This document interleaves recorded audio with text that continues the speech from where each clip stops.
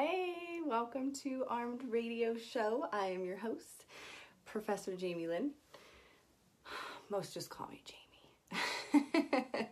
I'm excited for tonight. You're going to be listening to two highly educated individuals. My guest, David Rodriguez, principal of the Valor School, and myself, licensed marriage and family therapist, behavior analyst, doctorate candidate in education. I have been to many countries, studied at the educational market, and tonight we're going to be discussing the current state of affairs with education, and obviously in particular what's going on, in particular the school issues that we're dealing with. So if you guys can bear with me and be patient. Something's going on with Mike. A minute. Something's going on with Mike. Sorry. David, I see you watching. I sent you an invite. My phone is acting up. It just had you on. Hopefully, can you see a request or send me a request? Hi guys again. I should have just kept you on here while I had you, David. It shows the request invite. I've got producers in my ear. The show is going to start in 30 seconds. Yeah, 30 seconds. David, are you listening? Can you hear me? Hello. Please don't make me do an hour by myself again. Yay! Yes. It's quick. 10 seconds and counting, and it's adding him. Yay! Thank you, everybody watching, for your patience.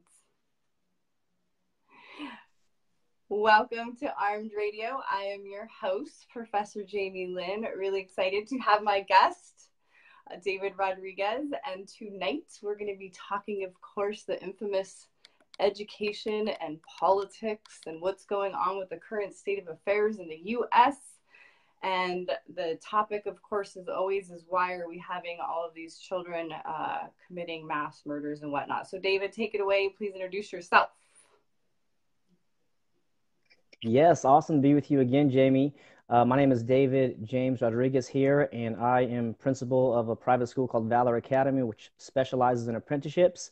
Also run the Homeschool Leader group, helping parents learn about homeschooling. I have a YouTube channel called Education Options TV, and I also am a business partner with John Taylor Gatto and helped republish this book and talking about the history of the school system. So awesome. Very important topic. Comments? Yeah. Can you see the comments? Gretchen said I think she said unschool your kids. I love it. Go Gretchen. Hey, April. Yep. Yeah, so thanks for introducing yourself. And so I'll just recap again. I am Professor Lynn. I've been a teacher around the world. I have owned schools, been principal, school counselor, administrators, mental health clinics. I'm a licensed marriage and family therapist, certified behavior analyst. Did a PhD in psychology, went back to USC, did a second doctorate in education. I'm an educational doctorate candidate there. Tons of certifications. I've helped thousands around the world in the education and mental health market. So that's who I am. And I love the thought of getting unschooled. We all need it, that's for sure. Yeah. I mean, you and I have talked before, what is education? What is schooling? And then institutional, indoctrination, if you will. But why don't you give your background? Because I always like how you explain education. Well, the short of it is that I came from a small town and just wanted to get out. And so I went and got a business degree. I started a business at age 21. And my mentor said, you got to read these books about business. And it turns out like there's other books other than Catcher for a Rye and Jurassic Park and all these lame books, which I was mandated to read in school. And there's other books. There's like entrepreneurs and business people and successful people who have written about their life story and success, and they put it in a book. So I started getting interested in that. And then I learned about John Taylor Gatto, who was the two-time New York State Teacher of the Year, and he was in the public school for 30 years. And he started, well, he wrote the book Dumbing Us Down. He wrote the book Weapons of Mass Instruction. And he was a huge inspiration to me because in school, I felt something was wrong. I felt there was a lack of inspiration. The teachers were bored, most of them. The students were bored, and you can feel it. You can actually feel like, what am I doing here? Because as soon as the bell rings, you're happy, you're free. And, you know, like we got summer coming up. This is May and June. As soon as the summer bell rings for you to have summer, the kids are like, yeah, freedom. And the truth is, as adults, we can have that every single day. So, what are we doing inside of these classrooms? And it's through the work of John Taylor Gatto and a lot of other writers as well, like Ivan Illich. He talked about deschooling. There's authors going back to like the 20s and 30s saying these schools are, you know, they're not functioning the way they should be. Well, if you take a look at Gatto's work, and I highly recommend you take a look at his YouTube channel, he demonstrated that these industrialists did not want people thinking for themselves. This is a problem for them. So the schools, as they are now, what happens is you learn to become obedient. And that's the end result that they want. They don't want you being a creative innovator, thinking for yourself. And what they specifically don't want you is to challenge authority. Right. They want you to be in fear because someone has a badge, someone has a title, and say, oh, you're superior to me. And in my conclusion is that each human life matters, especially if it's your life, you know. And so to gain appreciation for your own mind and heart and ambitions and desires and goals and dreams, I think is the starting point of becoming an educated person. And once I found out that the schools were specifically designed to do that, I said, so I got in and started child learning centers, democratic schools. If somebody has to jump off the conversation right now, go to Summerhill 2008 on YouTube. There's a great movie talking about the democratic school model. And this model's been around for 90 years. So here I am, you know, decades ago, sitting in the classroom, bored out of my mind. Whereas these kids in Sudbury schools or democratic schools and now agile learning centers and such, they have freedom. You know, you show up to class and they give you a menu of classes and say, hey there, student, welcome to our school. Here's the classes that we offer. Choose what you want to take and disregard what you don't want to take. And I thought that was a great idea because that's how it is for us. You know, as we graduate high school, whatever age, 17, 18, they say, what are you going to do for the rest of your life? And you're like, I don't know, because for 12 years, you've been telling me what to do. You've been giving me homework assignments. You've been giving me a test. And now I'm supposed to be stressed out about college. And do I qualify? Or my SAT score is good enough? Well, what Gatto and a bunch of other, you know, great, you know, thinkers have said is that you are a genius. Right. If anything, brilliant. You know, Pablo Picasso said every child's a born artist. And Buckminster Fuller said every child's a born genius. The problem is they get de-geniused trying to please their teachers and please their parents. So some of these other things just accumulating on each other. Could I go back to something you said? Because there was a lot of amazing information in there, and I'm looking up stuff as you're talking. So I had never thought about that before when I went to school. I used to love going to school. Because I'm very academic and intellectual, and you're talking a lot about the individualized learning, and I never thought about going to school and being bored during the day. And I felt that way, but I just busied myself because I was a high level reader with reading things so I could get lost and drown out the teacher and draw out the other children. But I never thought, I mean, I have now, but back then, not only are you somewhat bored and you're not, you know, meant to feel like you're smart if you want to think outside of the box or you're comparing yourself to other children, but we have this current state of bullying, the emotional aspects of when you're going to education, and these teachers, nobody is talking about that. So all of these things are happening on campus. When I worked for LA Unified, I worked in the inner cities of East LA and Watts to upper middle class neighborhoods. So I've seen the whole gamut of demographics. But the one thing that's true amongst all of them is we're not really addressing social appropriateness, loving behavior. You know, obviously they took God out of the schools and spirituality, but nobody's really addressing those. So you're exactly right. I never thought that you're bored while you're sitting in class. And on top of maybe being bored or not feeling good enough, you've got the bullying going on, and that individualized self is being impacted. So I was looking at the history of education. How much about the actual history of education do you know beginning in the 16th century? Well, what I know is that the mandatory compulsory school laws came into effect in 1852 in Massachusetts, Okay. and then from there, I mean, that was brought over by Horace Mann from Prussia, Germany, because Prussia, Germany had become a military state. They were mercenaries, and that's how their economy, a large portion of it, that's how they generated their revenue. So all these elitists and these types of people. I mean, having elite rulers is not a new thing, right? It's kind of shifted from back in the day. You're a king and off with his head. So that's what we got to look at, is that who is trying to control who. And truthfully, kings, they fear an uprising from the masses because they far outnumber them. So, just to your point, like I find about 80% of people had a kind of bad taste about public school or forced school, and 20% actually liked it. They were engaged, they're on top of their class. Not that somebody's wrong. It's a matter of having freedom. Mm-hmm. So the crutch upon this whole matter, in my view, that I want to raise to the consciousness of humankind is mandatory attendance schooling. There's nothing else where you and I, or kids or elderly people, are mandated to be physically other than the school system. And that's for 12 years, 9 or 10 months out of the year. So during the most formative years of our mental development and thinking, it's like you have to be here because we don't trust you. And so, as you mentioned, having loving being and presence and manners and all these civility, these things come by observing adults around us and seeing how it goes. And I was just searching YouTube last night, kind of learning about what's going on in Santa Fe and everything. And I came across some bus driver, and all of a sudden there's all these videos of bus drivers going bananas on kids in buses, just like they were when it was my age. So I don't know if you had, rode the bus at all, but it's like, these kids are forced to be there. They're independent, whether they're 10 years old or 12 years old.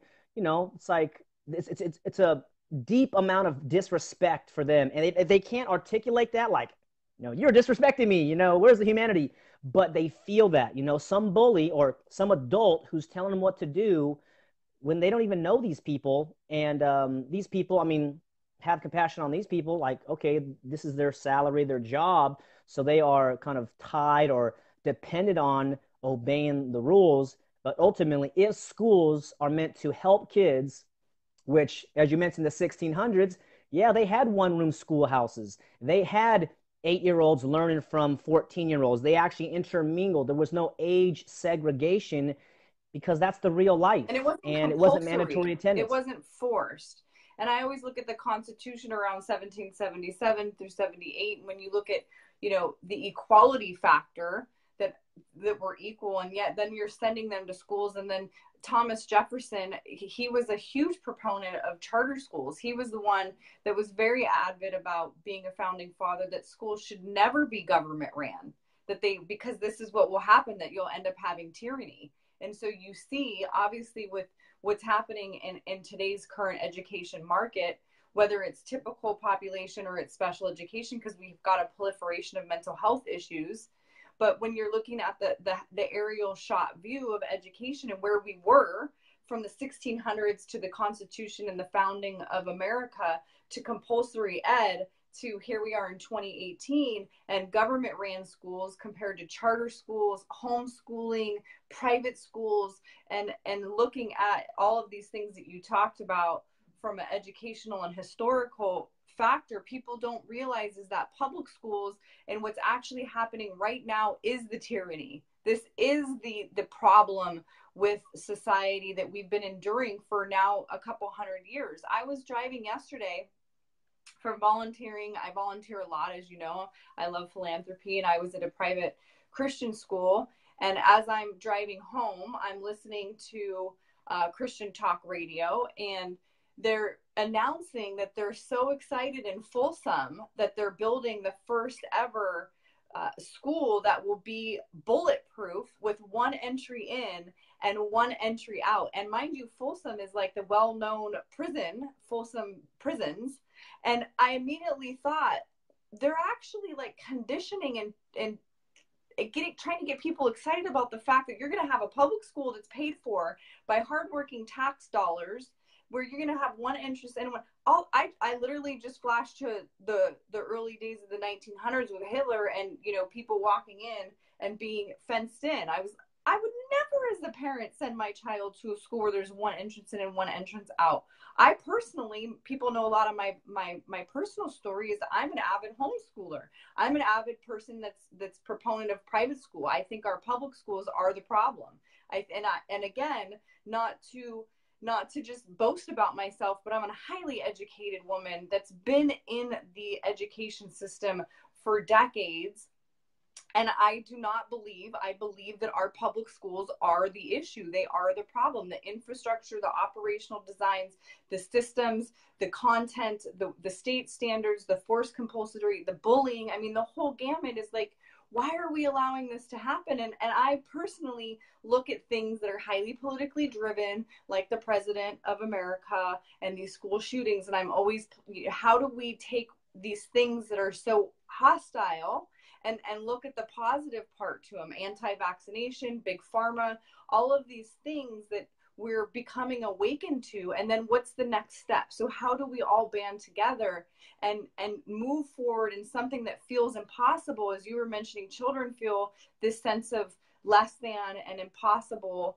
And then many of them on psychiatric meds will take guns and shoot their teacher. I mean, that's the big question too, is when I'm looking at the history of school shootings, they're usually adults. Now we do have this new trend that they're the children shooting the teachers and the other students. So that's a shift in the trends on school shootings, because school shootings is not a new phenomenon. Most people just think it is because of media. So I know I said a handful, so now you take it away.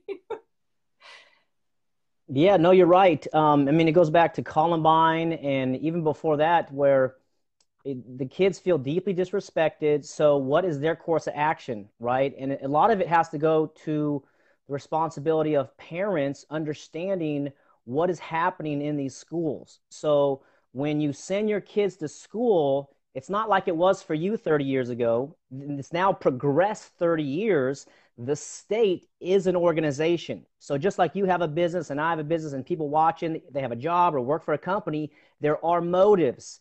And financial motives are heavy.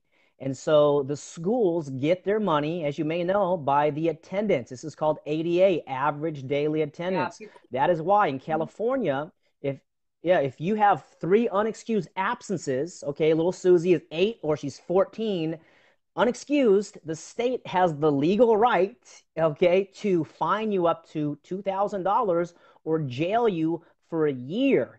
And I was so shocked once I found that out. And guess what? Each state has that. I'm actually and the crux of that is because child welfare and attendance certified. It was taught to us in our graduate school program. My teaching credential, my comes from Cal State LA, which we produce, I believe, back then the largest amount of teachers. And so I'm a child welfare attendant certified individual that was taught to us that this is something that we do. And somebody made a comment here. I'm not sure if you can see the comment. Sherry, who's very active in our community, is I had never really put that together till she commented right now. And you said at the same time, the money. Of course, we all know that we have a financial drive behind anything that we do. I wake up in the morning, you wake up, it's to survive. There's a survival component. But now when you've got schools, the medical community, so medications, pharma, and vaccinations, and the doctors all band together, and you look at that's a business plan, an operational manual for destruction and tyranny of the human population. Absolutely. And so what it seems like is these guys back as far as Plato and John Dewey and all these other guys, in the 20th century, these guys want a utopian. They want this perfect place where everybody just does what they're told, and that's everyone else, and then we're the elite, so they we can do whatever we want. But that's what they want. They want this perfect society, whereas life has a risk. You and I are going to be in the dirt in 100 years, hopefully longer, but this is just a fact. So there is no perfect way to have society go. And, I don't desire a utopia. What I desire is that each person understands that they own themselves. And this is kind of what the age of responsibility that parents can, debate on. Is it, 16, 18, 12, whatever it is. Right. And, some of my buddies is like, as soon as they have a mind, they can start making decisions for themselves. So if that is true, which it seems to be, that you own your life, nobody owns your life, like your kids aren't your property, maybe you're a guardian over them, but they are independent, sovereign human beings, whether you believe in God or evolution or whatever you believe Right. in, they're a powerful being. And to put them inside of a building, especially in 2018, when you and I are, having a video conversation for free over the internet, they have access to all this information. So they have the cognitive dissonance to say, okay, I go to this building, I got to do all this homework, I come home or come back and do homework. But I can just like Google something, I can YouTube something. They spend hours on YouTube learning about stuff. And there's a serious gap that parents, I invite you and encourage you to take a look at what an education is and really examine that word, because the root of education is educo, and that is to draw from within, to pull out. So rather than imagining like, your child's an empty cup and you got to pour something in and then they're going to pour it out, they already are like a flower, and they just got to open up, and everyone has their own time, different, flowers and trees seed at different times. So that's what we are like. We're like these powerful living organisms that, we blossom in our own time. And what we all desire, it seems, is love, acceptance, appreciation, these types of things. And then we don't necessarily have to change the whole system.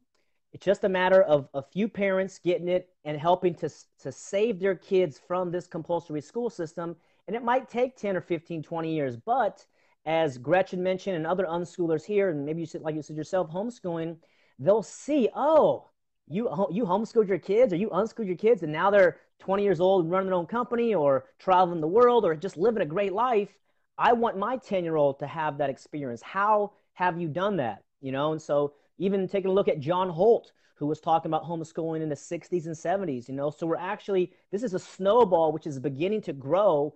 And thank goodness for the internet, because without it, I don't think it would continue to grow as fast as it is. And then if you take a look at the homeschooling numbers, the numbers that I've seen have ranged from 2.5 million homeschoolers in the U.S. to up to 4 million. Mm-hmm. It might even be higher. It might be 5 or 6 million, because there's a lot of unregistered unschoolers. But the state is going to try to keep those numbers down so that you can feel isolated, say, oh, you're going to homeschool your kid? Well, I'm just going to put my kids in the school system. And some people have to put their kids in the school system because of financial reasons. However, if you, mom and dad, can just sacrifice for 3 or 4 or 5 years, maybe 6, and maybe from age 10 to 17, maybe take a financial hit or move to a smaller place or a smaller town or work something out, they're going to be able to pursue what they're interested in. And then they can actually create mentorships, become an apprentice. They can even teach other kids. Let's say they're 12 or 14. They can go out and teach other young people and have that leadership develop within themselves. And the key skill, it seems, also is self-expression. Whether they're shy, they can become a writer and learn to express their ideas, express their concepts. Or if they're, passionate about politics or passionate about farming or whatever it is, they go out and talk about this, go into open forums, go to meetups, and actually begin to express themselves. So we have a comment on here, and I want to say a few things. Why are administrative authorities asking, demanding changes like this for typical children, of course, and for the autistic or the special needs developmental disabilities? So herein lies the issue. We are. If you go on my Facebook or you research me, I have heavily been involved in politics. I have created schools. They've shut my school down. They create these laws. So we're trying to do what we can, and we're putting that effort forward. But I do think that homeschooling and being able to join into networks of other parents that are homeschooling or creating our micro communities is one of the solutions. We do have program designs. We have this capability now. Part of it is the economic impact, because parents have to work, and looking at the historical structure of having children, divorced families, parental involvement, the ability to be able to stay home with your children, and the economy, we've squeezed out the middle class. So there's a complicated ecosystem that we're looking at, but we are definitely trying to make infrastructure changes. So, I mean, people know in my arena with autism and ADHD and anything that's intellectually different, if you will. I have a program that retrains the brain. We have educational material and curriculum. We have the capability to do this, but the public schools red tape us and keep us out. This is why I have to go to private platforms. You have something called B2B, which is business to business. In the education market, your B2B is the government. So if the government doesn't like you and the government doesn't like what you're having to say, which is, of course, speaking out against the myriad of issues that are at play, the forced vaccinations, the diagnosis statistical manual labeling these children as different and less than, the prescription of pharmaceutical drugs and doping them up, the subpar academic material that we're seeing in comparison to other countries, the behavioral management issues, the bullying issues. So when you're somebody like myself or somebody like David, and we're saying, hey, we're essentially at the core civil rights activists that just happen to have educational material and being in this movement, there's really like, what do you do? And so we network together. We have, implementing essentially Facebook Lives, but then you've got algorithms and issues with that. And we go up to I go to the White House all the time. If you look at my page, I've been to other countries and I speak up. I've written a book, Hope for Autism, on Amazon. I think I've sold less than 15 copies, which is literally the solution. The subtitle is the $262 billion solution. And I have data. I mean, I have 300 plus employees, thousands of families. David has a history with his team of networks. So we're here and we exist. But again, it really is, I think, from an aerial shot view, very analogous to the civil rights movement when you look at, President Lincoln, and when you have the segregation of the African American population. And now what's happening is we have racial implications. We have heterosexual versus homosexual. We have spiritual or religious versus, we've got all of these things, but there are so many of us now that are banding together and just saying compulsory education is the issue.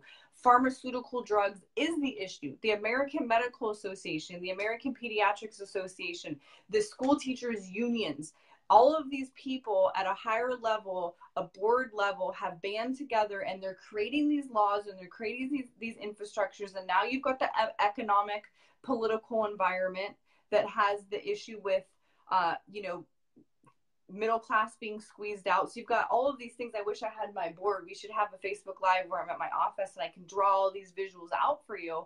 So I don't know. I just believe we're in a revolution. And I believe that these school shootings are the first step towards the outcry, saying we're in a revolution. Clearly, when you've got other children pulling out heavily armed, weapons and shooting other children, there's some form of a revolution going on, whether it's a mental health revolution, whether it's a political revolution, it's an educational revolution, it's a lack of parenting involvement revolution, it's a toxic agenda revolution. We are in a revolution. We are in a civil rights movement, racially, spiritually, economically, medically. It's happening now. I agree. And now the state is this like octopus, this leviathan coming upon us. And because so many parents have blind trust in the state, and God bless America, and it really did start off to be a pure country. However, there's challenges with constitutional contracts and things like that. However, remember that the Bill of Rights were supposed to limit the government. It was supposed to limit the state. And now they're trying to, censor language, nullify a Second Amendment. These are things that my rights don't come from the state. They don't come from California, the U.S. They come from my humanity or my God, however it is. They cannot be taken away. Yeah, I am the human being. You know what I mean? So that's the key thing. And then if your viewers and listeners want to take a look at the documentary called The Cartel, I believe it's in 2009, 2010, about the corruption in the system. And it documents these administrators who were making up fake employees and pocketed another $150K multiple times, and nothing happened. So here you have, I think it's over 50% of high school graduates in urban cities who can't pass an 8th grade reading efficiency test. What have they been doing for 12 years? If they don't know how to read after 12 years of state control, something's going on. And that's what it's for, right? They don't want kids to be inspired by reading. You know, reading is one of the keys to becoming an educated person. You don't need a teacher. You pull up a book and you start reading it, and you can actually begin looking in the mind of a big time thinker, a big time writer, and look at how they word their arguments or word their phrases. And then you can say, do I agree with that? Do I disagree with that? Versus accepting it as it is. And so, from the administrative standpoint, is a cool fact, the teachers union, the NEA, is the largest political union in the country. Yeah. So what does that mean? That means it's the big 800-pound gorilla. And where does the 800-pound gorilla sit? Anywhere he wants, right? Because they got all this money involved. You mentioned 250 billion solution, and I believe that's for the special ed. I know for the K-12 it's over 600 billion. Autism alone. 262 billion is only autism. That's not factoring in all the other developmental disabilities under the IEP, which is the American Disability Act and Public Law 94-142. And the other gorilla is the Association of Doctors. So here you've got the Teachers Association and the Medical Boards Associations. And now here in California under SB 277, they've band together to say doctors are going to be in charge of your children now. And going back to your point on being, is nobody gets to take away our being and our spirituality. And somebody said, you know, what are the suggestions? How do you stop shootings? You know how you stop shootings is we teach people to love each other. If we love each other and we come from a place of respect, and it doesn't matter if you're homeschooled, you're sent to a public school, you're in a private school, you're in a college. If we teach each other and we really address that bull in the china shop, which is this human hatred that we've developed towards each other. And why have we come to that place is because it really does fundamentally boil down to the education system, because children from ages 3 to 18 years old are handed over from the parental unit to a school and saying, you take care of my children, and you take care of them without any influence of the spirituality. You're not going to teach them to love each other. You're just going to cram material down the throat about which we deem under educational standards is appropriate for your child to learn. And then we're going to throw them out into a playground where they can engage in activities left unsupervised to engage in an interaction socially with each other. So that really is, I think, the solution. It's not going to happen overnight. I was telling, the people just jumping on, we've got a lot of listeners right now, and school shootings are not new. This isn't a new phenomenon. It's just now the media is picking up on it and putting it out there. And Columbine, I've been very honored to work with. I know her personally. She was the head psychologist at Columbine, and all of those students reported that they just felt that because the bullying was out of control in the psychotropic drugs, and the bullying was among not just student to student, it was teacher to student. Children are reporting all the time feeling spiritually and emotionally bullied by their teacher, the name calling, the pointing them out of this, the students, that there's something wrong with you when you do something, ridiculing you and punishing you instead of showing you love and showing you encouragement and building you up, and troubleshooting with your peer teacher, your peer student, and coming from that place. So Columbine was one of the first publicized mass, shootings from a student to another. And we didn't learn from that one, but working with a lot of those teens and talking with those students, we learned that it fundamentally boiled down to the way that teachers were treating the children. And it wasn't so much blaming children to children is part of the bizarre part. We're saying bullying, kids bullying other kids, and then these children are obviously lacking the impulse control or the spirituality that's needed to love and respect other children. They're running down to schools, but they were reporting it was the teachers, it was the administrators. And I think we're hearing that time and time again. And the fact that these kids are put on psychiatric drugs. So-and-so's not listening. So-and-so's not sitting in his seat. So-and-so isn't smart enough. So let's send him to the doctor. Let's give him Adderall. Let's give him Prozac. Let's give him Ritalin. Let's give him some kind of psychotropic drugs. That's going to fix the ADHD or the oppositional defiant or the speech and language disorder or the impulse control that these children are having. So people aren't realizing the psychological bullying that comes along with these labels that are done from the students by the students by the teachers and the administrators. Yeah, well, labels in general are very disempowering. Calling someone attention deficit because they can't sit in a classroom, they're a 10-year-old boy or a 12-year-old boy, Hey, some people have physical intelligence. Take a look at Howard Gardner's work, talking about multiple intelligences, right? And I think there's probably 7 billion types of intelligences. You know, our DNA is so unique. I love You're that. unique. I'm unique. Our experiences, right? I mean, it's like, why limit it to 8? I mean, that's better than 2, right? Math and language. But what about somebody who's a dancer? What about someone who likes art and music and singing? Is there not value in that today's marketplace? Absolutely. The creatives are the one that is going to drive our society and mankind forward. And even Terence McKenna has a great thing talking about the artists. The artists are the one who can see the visions and then paint it for us, whether through words and poetry or images. But what makes us human is our ability to create art, because there's animals out there that can use like a stick or something like that to like make a tool. Oh, you know, this little bird used a tool, or this little monkey used a tool. But us, you and I, we're talking on something made by some smart person. I'm on a Samsung. I don't know what you're on, but like, this is amazing stuff.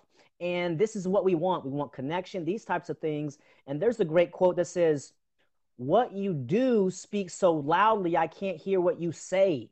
So, yes, we want to teach all these things. However, it's the modeling that we're giving in our homes, the modeling in our own organizations, how we deal with people.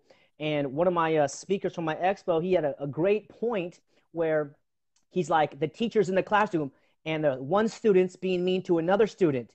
And he says, hey, you tell him you're sorry. You be nice. So here you have the teacher trying to resolve the problem and commanding somebody to be nice. But in fact, how are they being? They are being rude. They're being disrespectful. They're being demoralizing. So more than the words that kids hear, they get offended. Just like you and I, if somebody starts yelling at us, we're like, that kind of hurts my feels a little bit. I don't like that. So kids are very sensitive, especially, you know, now when you have, you know, maybe like some indigo kids or these amazing kids that are coming out, and I'm learning about this stuff.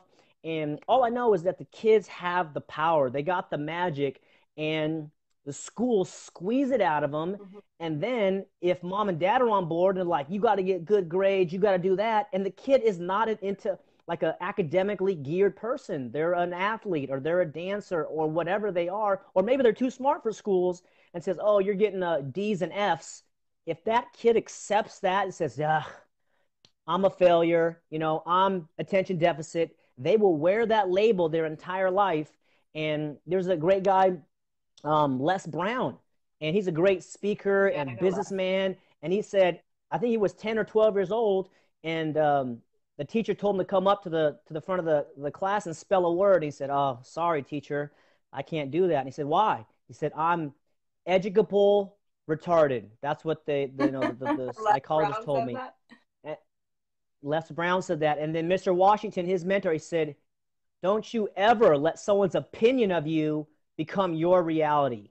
So these are all opinions, right? And sometimes you'll notice some of the most ignorant people, but they have courage or bombastic. They're out there living a great life. You know, I think that's Mark Twain. He said you need 2 things to be successful: ignorance and courage. I believe that's what he said. But it's like, what is intelligence? You know, I mean, this is a real conversation that I'm not trying to be philosophical, but when someone says that person is intelligent, I'm like, okay, I would like to understand, what does that mean? And if it's, you know, you get a 4.8 GPA, well, okay, in some ways, that person is intelligent. They can pass that test. However, if I could go back and just get all bad grades, because I got decent grades, my parents, you know, put me through that, and I love you, mom and dad. But it's like, I wish I would have been learned how to build a house or build a boat or plant and make gardens or these kind of cool things, you know, wire a house or, you know, these kind of things. And it just wasn't available because it wasn't on my radar, and nor was it on my teacher. My mother was a teacher, and, you know, I got teachers inside of my family as well who I love. However, the system is so powerful and it's so compartmentalized that the teachers really don't have power.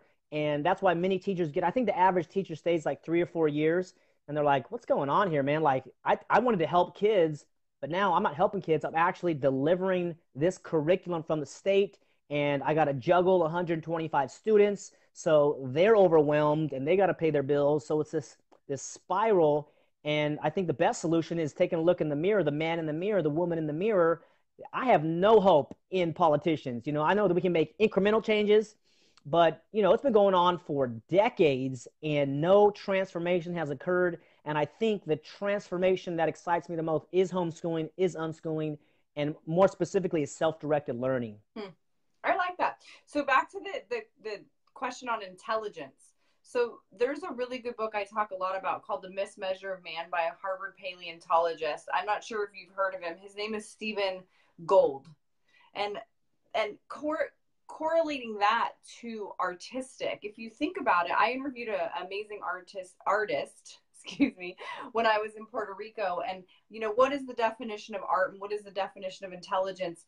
And the response was that they're really one and the same. So if you look at childhood development and our children, we were all children. So child development was us, and we're still developing in different, regions of our brain or our spirit or our maturity level and whatnot, according to different theories like Erikson and Piaget. We won't get into that. But intelligence and artistic are really one and the same, because childhood development, we all created, we all made something. We started out with our intelligence being ingenious, ignorant, and courageous, right? A blank slate as little toddlers running around, so ignorant, as you referenced, Mark Twain, and courageous, which was no fear. We just kept putting one foot in front of the other and grabbing things with our hands and learning to make and create. And that's artistry, is making and creating with intelligence. And so this Harvard paleontologist, The Mismeasure of Man, says, essentially, I love what you said. That was the first time anybody said it, is that there's 7.5 billion types of intelligence. That's like an amazing title for a book, right?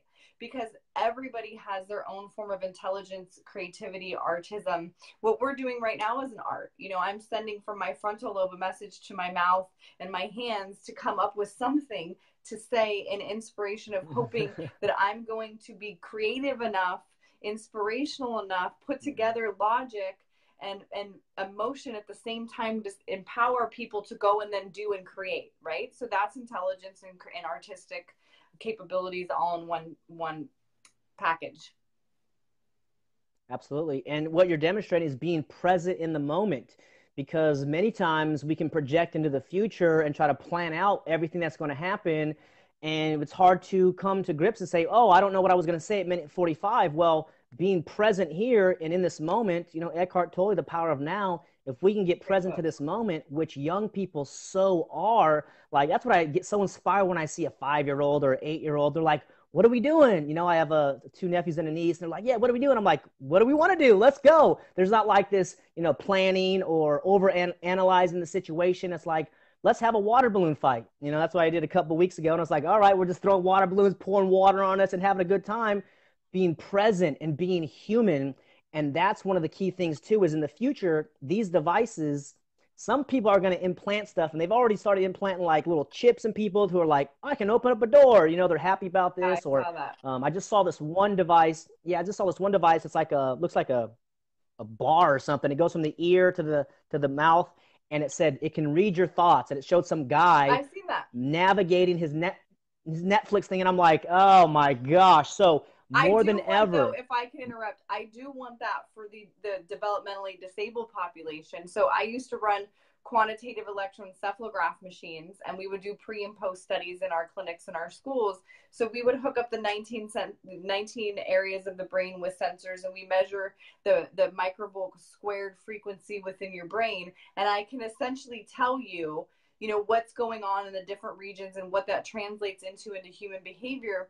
And to side back to the indigo children, the rainbow children, the crystal children that you mentioned, is we were doing these studies because these children were exhibiting the ESP, clairvoyance, savant skills. And I was trying to figure out, how are these particular children that are nonverbal, that are incapable of having a sensual vocalization, but we're teaching them to type, and they're communicating through these new technological devices, which, it's a vice. Sometimes it's that double-edged sword. So being able to have these particular technological devices where now we can hook up, children with developmental disabilities, or even implications for these shootings like we're talking about. So I have a friend at UC Irvine that owns a company where they do high-end security contracts. They're contracted with the government, and they look at the airport system. And so I don't know if people know this or not, but this is something that essentially a school could put into place that would be a solution, as opposed to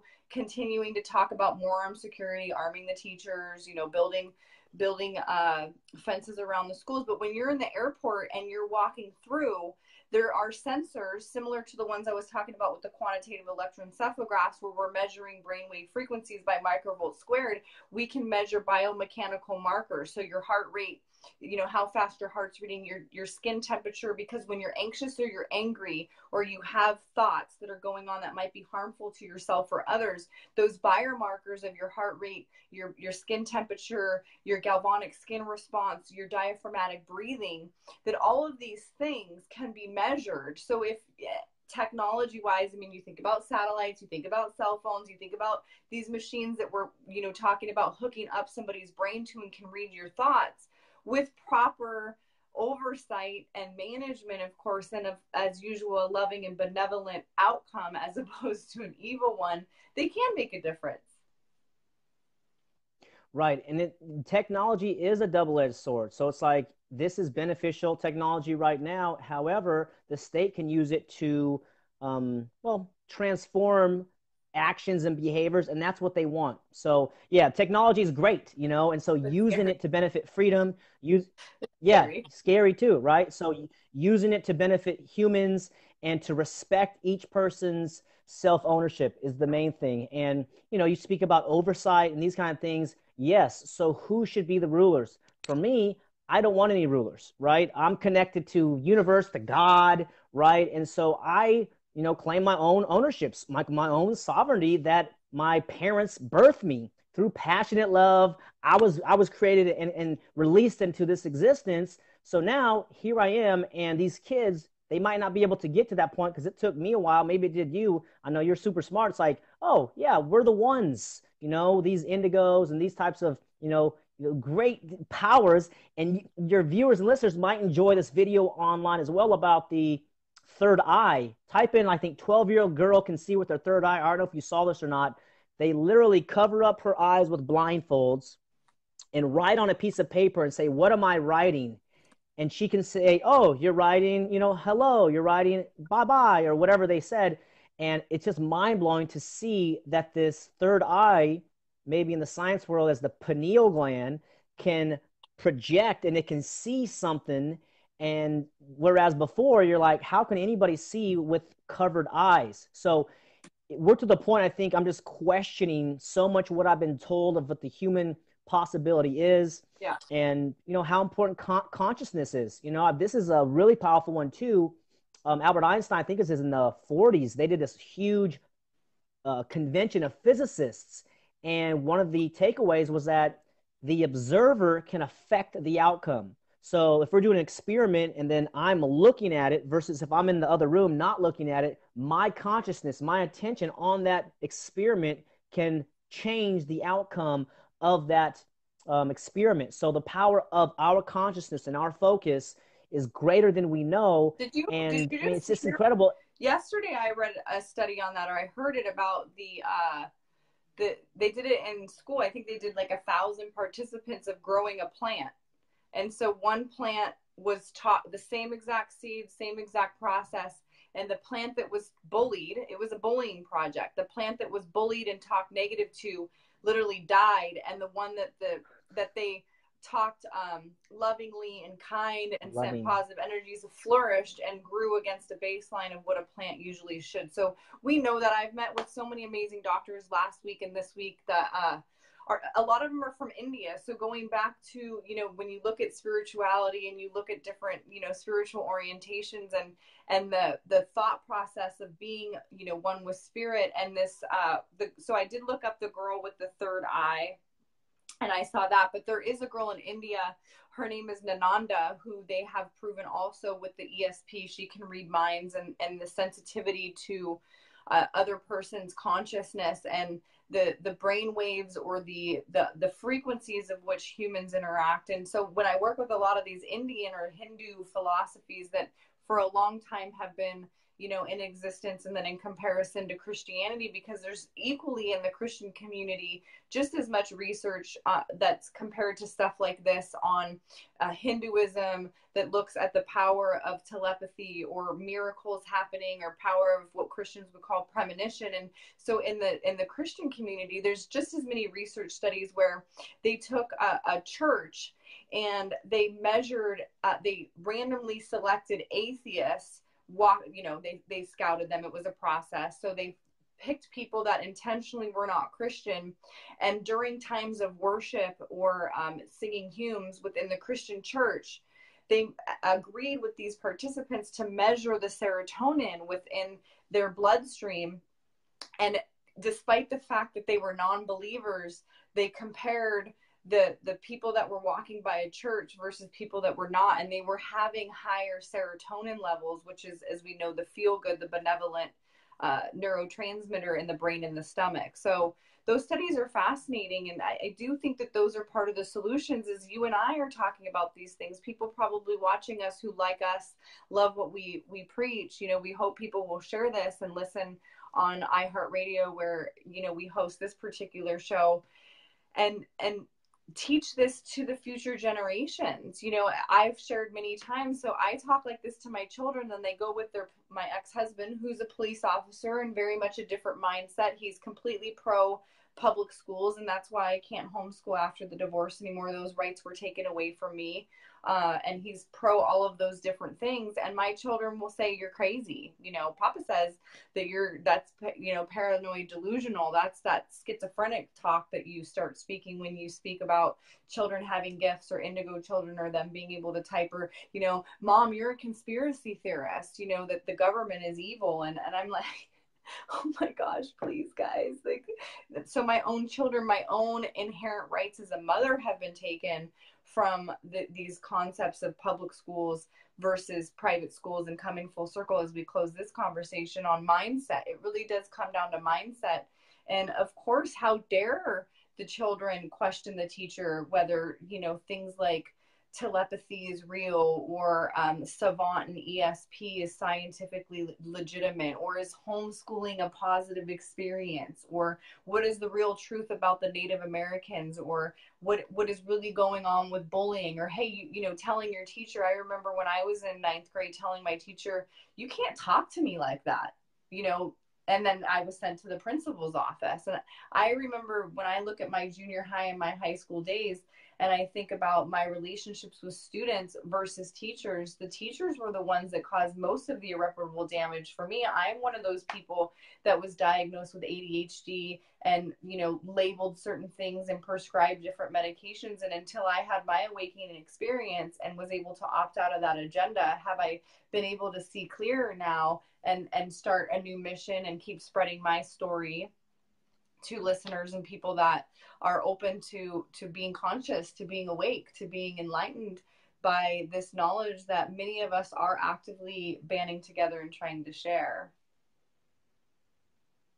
Right. And because of this increase of consciousness, there's a lot of paradigms that are being broken.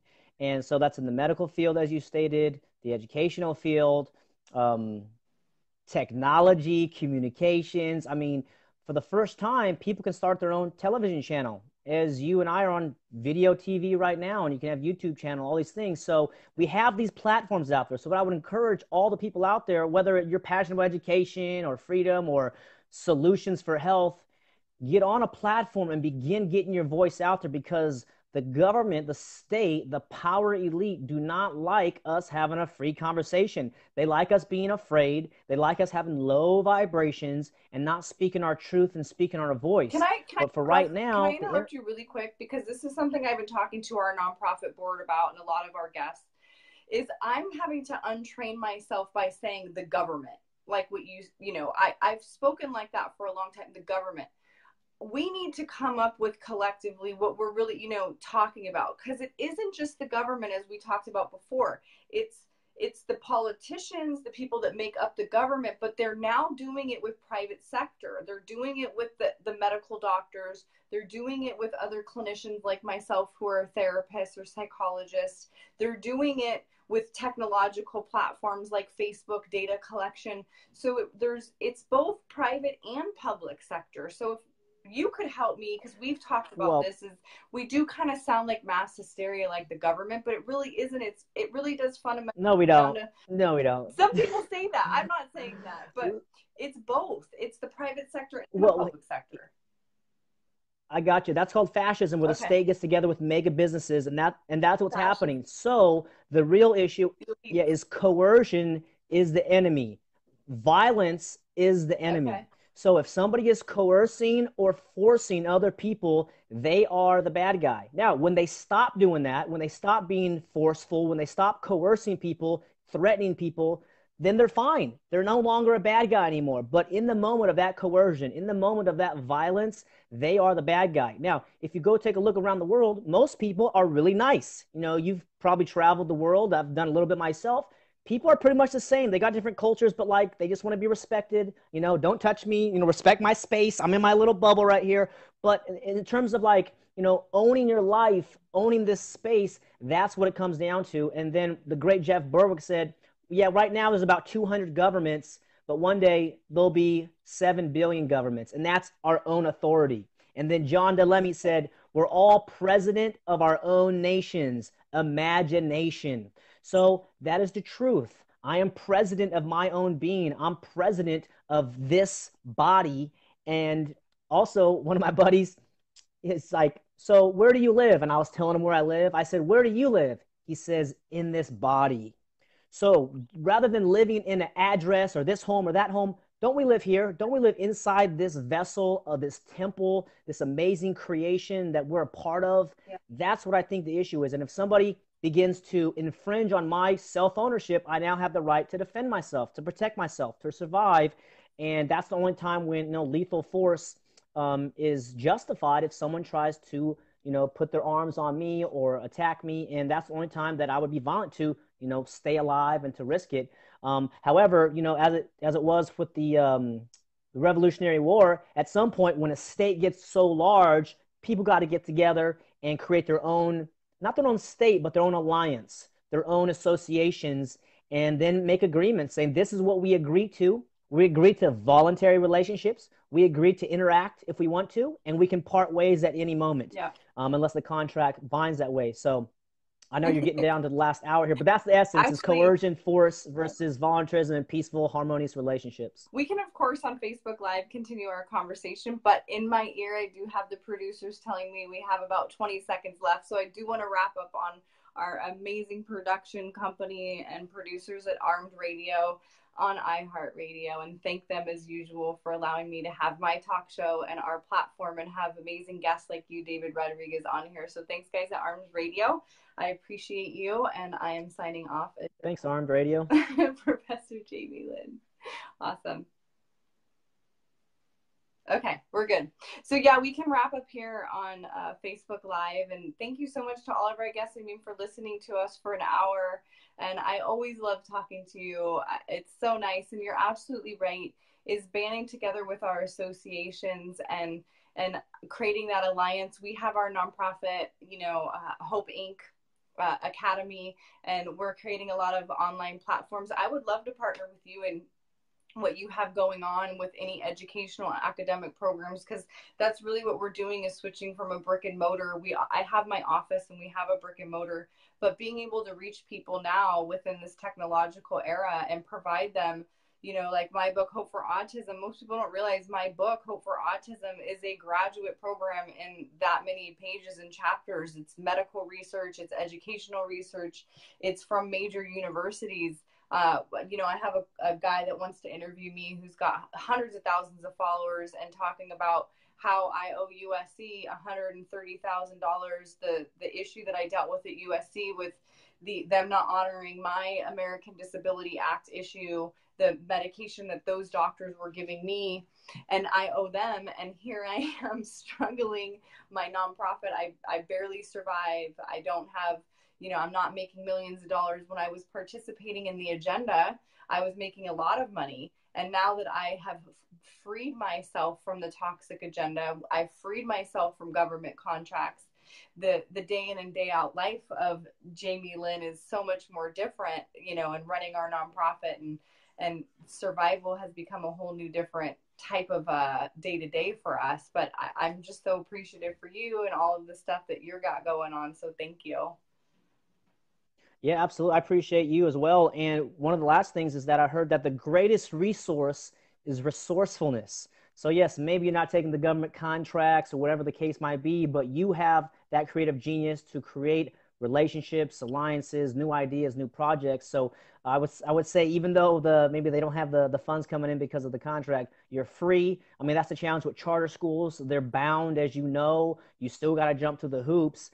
And for me, my private school, Valor Academy, the philosophy is that the world is the classroom, and anything and anybody you can learn from can be a teacher. So it's truly open source, it's real life, and I focus on apprenticeships, connecting them with mentors, with the young people, and also homeschool leader group on Facebook. You can join that if you want to learn how to train or become well versed in the homeschooling vocabulary and in the thought process.